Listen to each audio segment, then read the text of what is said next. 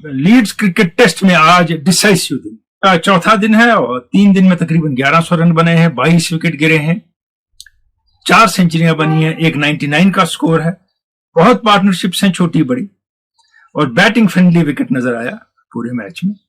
Toss की बात हम पिछली मरतबा कर चुके हैं कि इंग्लैंड ने टॉस जीत के बॉलिंग इसलिए की कि बुमराह से दूर रहे। यह सब हो चुका है। अब इंडिया एक लीडिंग पोजीशन में, इस सेंस में कि इंडिया अगर 250 और स्कोर करता तो मैच डिफिकल्ट हो जाता है इंग्लैंड के लिए। इंग्लैंड की बैटिंग कैपेबल है 350 चेज करने की, लेकिन करेगी या नहीं क्वेश्चन मार्क होता है। वहां ज्यादा चांस ये होता है कि बॉलिंग साइड मैच जीत जाता है आजकल। ये रहने दें, आए हम पहले दिन के बाद क्या हुआ मैच में। दूसरे दिन सेकंड न्यू बॉल थी इंग्लैंड के पास और 41 रन में भारत के 7 खिलाड़ी आउट हो गए। टंग ने 4 विकेट लिए, उसमें स्टोक्स ने अच्छी बॉलिंग की। जो शुरू के बैट्समैन थे उनने स्कोर किया, पीछे जो इंडिया की बैटिंग थी, जो ऑलराउंडर्स थे, बॉलिंग ऑलराउंडर्स, जडेजा हो, ठाकुर हो, बाकी किसी ने स्कोर नहीं किया। इंग्लैंड की बारी आई और क्रॉली कुछ न कर पाए। डकट ने अपने अनयूजुअल स्टाइल में बहुत परेशान किया। पोप बहुत सॉलिड नजर आए, बैक एंड अक्रॉस, आगे खेलना, कंटिन्यूसली रन बनाने की कोशिश करना, और परेशान किया बॉलिंग को। बुमराह थ्रेटनिंग नजर आए, लेकिन सिराज और प्रसिद्ध were all over the place.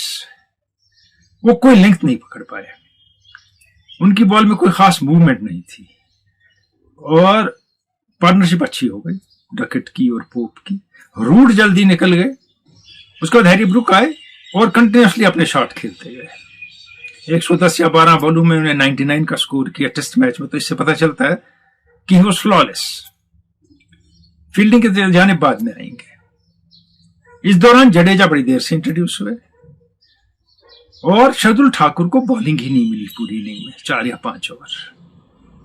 मैंने पिछली मरतबा भी कहा था कि अगर वो खेल रहे हैं तो वो बॉलिंग ऑलराउंडर ज्यादा है बैटिंग से, क्योंकि उनकी नीतीश रेड्डी से बॉलिंग अच्छी है। नीतीश रेड्डी इनसे अच्छे बैट्समैन है। जब इनको आपने विकेट देख के खिलाया तो बेहतर नहीं था स्पिनर का खिलाना इनसे, कम से कम वो बॉलिंग तो करता। और शार्दुल ठाकुर को थोड़ी नई बॉल चाहिए बॉल करने के लिए। उनके पास स्पीड नहीं है, मूवमेंट है, गाइल है, तो जरूरी नहीं है वो ट्रेडिशनली वही सिराज ही ओपन करें बुमराह के साथ। शार्दुल ठाकुर भी सरप्राइज कर सकते हैं आपको विद हिज स्विंग। तो वो बॉलिंग में टोटली जाया हो गया। अब सिराज और प्रसिद्ध की तरफ आते हैं। ना तो कोई कंसिस्टेंट लेंथ पकड़ी उनने, ना कोई डायरेक्शन पकड़ी उनने। कोई शॉट, कोई ऊपर, कोई यहां, कोई वहां, और उनने सोचा हम इंग्लैंड में खेल रहे हैं, हाथ से बॉल फेंकी, जो करना है बॉल को वो खुद करेगी, विकेट करेगा, माहौल करेगा। ऐसा नहीं होता, अपनी स्किल दिखानी होती है।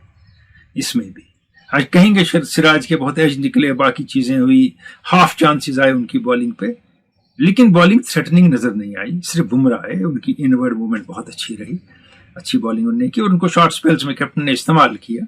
अब इंग्लैंड का स्कोर लंबा कैसे हुआ? ब्रुक तो ठीक है, अच्छे खासे बैट्समैन है, वोक्स ने स्कोर किया, कार्स ने स्कोर किया, जेम्स स्मिथ अच्छा खेलते हैं, उनने भी रन बनाए और अच्छी रफ्तार से रन बनाए कि लीड बिल्कुल मिनिमम रह गई, लीड सिर्फ नाम को रह गई। वो पॉजिटिव क्रिकेट इंग्लैंड ने खेली और वहां कुछ कैचेस भी छूटे इंडिया से। स्लिप कैचिंग के बारे में मैंने कहा था पिछले प्रोग्राम में, इंग्लैंड में स्लिप कैचिंग बड़ी मुश्किल होती है, आपको रेगुलरली एडजस्ट करना पड़ता है आप कहाँ रहें, कि वहां ऐसे बॉल नहीं आती है टप्पे के बाद। और इसमें जायसवाल को सिंगल आउट किया गया, उनसे 2 कैच छूटे। बुमराह बाद ने पहली बार तीसरे दिन के बाद कहा ऐसा हुआ वैसा हुआ, कोई नई बात नहीं है, कैच छूटते हैं। इंग्लैंड ने भी कैच छोड़े, लेकिन स्लिप के लिए प्लेयर तैयार किए जाते हैं जो स्लिप कैचिंग करते हैं, और उनसे भी कभी कैच छूट जाते हैं। अब सारे टाइम कमेंटेटर का कहना कि Bumrah has been hard done, Siraj was also hard done at times, even Tongue was hard done, then Jadeja was hard done. Pant ने उनका कैच छोड़ दिया, बॉल ज्यादा उठ गई एक्सपेक्टेशंस। तो यह है एक पार्ट ऑफ द गेम, लेकिन इस कमजोरी को कवर करना होता है फील्डिंग इंप्रूव करके। शायद पोजीशनिंग फील्ड की, कितने दूर रहना है, कब बॉल पुरानी होती जा रही है, वो समझ जाएंगे अगली इनिंग में इंडिया के स्लिप फील्डर और कैप्टन। अब आप ब्रुक को देख लीजिए, एक बेहतरीन इनिंग तो उनने खेली।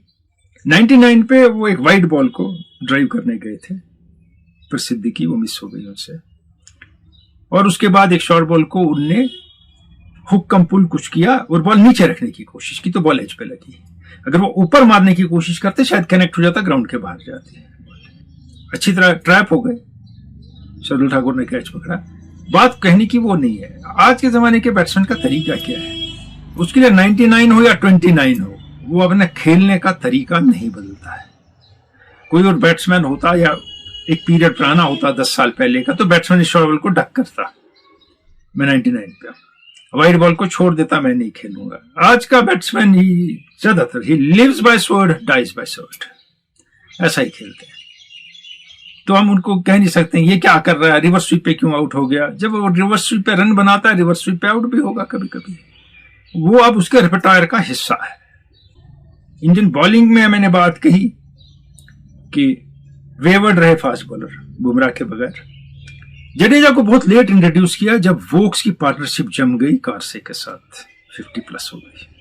स्पिनर को जो ये टेल के प्लेयर होते हैं थोड़े घबरा के खेलते हैं, कीपर भी साथ होता है, चांस होता है कि वो विकेट ले लेंगे इनका, या इनको रोक देंगे या कुछ मजबूर करेंगे गलत करने पे। शुभमन के लिए कर नहीं पाए। कई मरतबा फील्ड प्लेसिंग भी लगी हमें कि ऐसी है कि रन गए तो उधर फील्डर जाएगा, जरूरी नहीं है। जब आपको विकेट लेना है आप उसी प्लान के अकॉर्डिंग फील्ड रखते हैं, अगर कहीं से रन भी चले जाएं। लेकिन उसमें गिल को भी आप ज्यादा ब्लेम ना करें।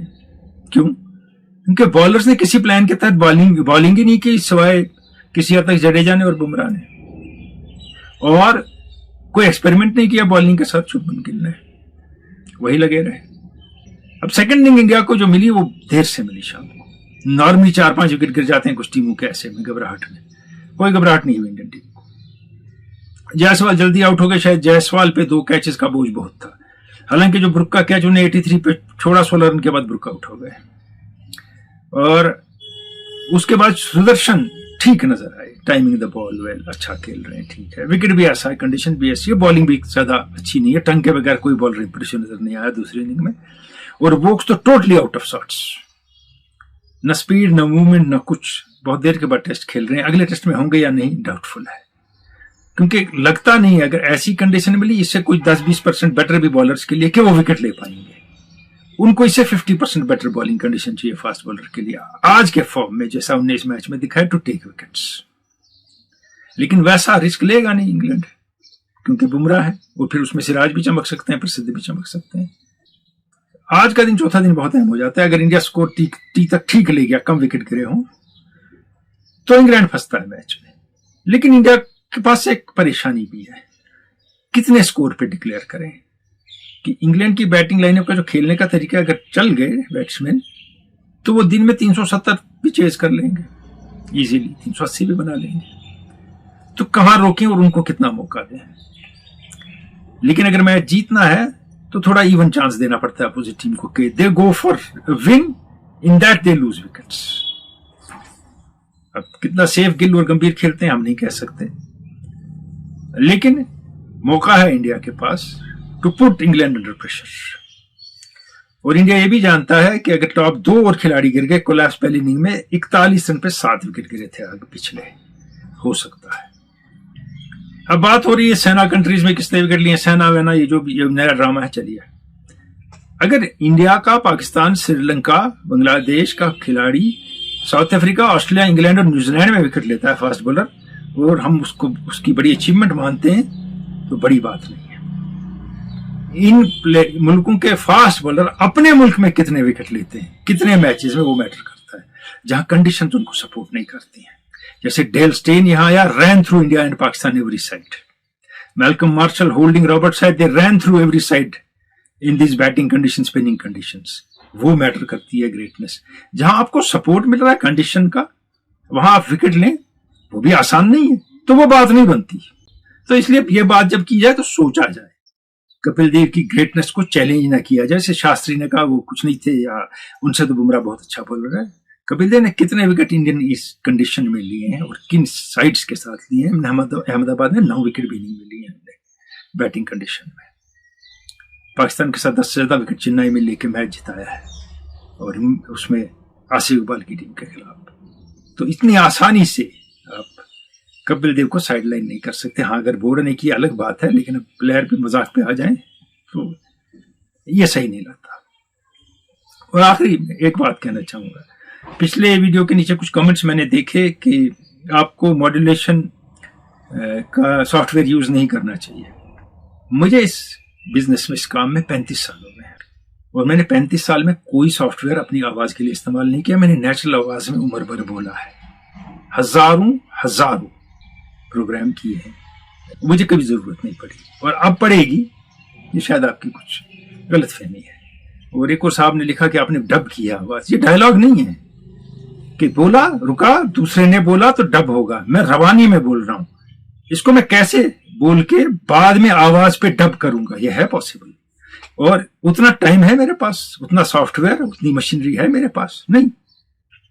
हाँ, आखिरी 2-2.5 मिनट में मैंने भी देखा पिछले वीडियो के लोडिंग में प्रॉब्लम हुई है, टाइम लैग आया है थोड़ा मेरी आवाज में और वीडियो में। वो डिलिबरेट नहीं है, वो हुआ है जो बुरा लगता है। अगर आप यही कहते कि इसमें कोई इशू है तो सही बात है, मैं मान लेता। लेकिन उसके बाद जजमेंट पास करनी कि ऐसे है, ऐसे मत करिए, ऐसे मत करिए। हो सकता है आपको मुझसे लगाव है इसलिए आपने वो किया, मैं वो नहीं कह रहा हूं। लेकिन जिस मीडियम को जो समझता है उसको पता है वो क्या कर रहा है और उसके आप सजेस्ट कर सकते हैं और उसको बता सकते हैं कि इसमें क्या खामी रह गई आज। नहीं, आपने डिसाइड कर लिया यही हुआ है। नहीं, जिंदगी में या किसी भी काम में it's better not to be judgmental. मैं जो कमेंट्स करता हूं, कभी सुना मैं जजमेंट पास करता हूं किसी प्लेयर पे, किसी टीम पे, किसी खिलाड़ी पे? और ये काम करते हुए भी मुझे 33 ईयर्स हो गए। Talking about sports, not cricket, sports, covering sports all over the place, India and outside, all mega events in the world I have covered. So थोड़ी सी बात करनी पड़ी, मगर लेकिन मुझे लगता है जो आपकी अफेक्शन है वहां आप चाहते हैं कि मुझसे कोई गलती ना हो, मैं कोई ऐसी चीज ना करूं, इसलिए आप लिखते हैं। उसके लिए बहुत बहुत शुक्रिया। मिलेंगे टेस्ट मैच के बाद या हो सकता है उससे पहले। Thank you.